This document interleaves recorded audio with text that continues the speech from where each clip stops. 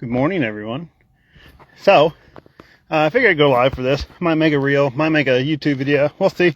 We haven't really done much on our solar systems that we have, but out in the valley, winds can get a little crazy in Nevada, in northern Nevada, where we're at, out on in the valley floor. But we went thrifting yesterday, and winds picked up to like, I don't even know, like 65-mile-an-hour gusts or something like that.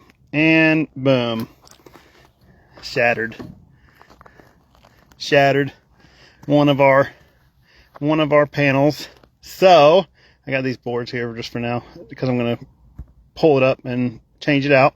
Luckily, we keep 1 or 2 extra panels on us at all times just for this fact, but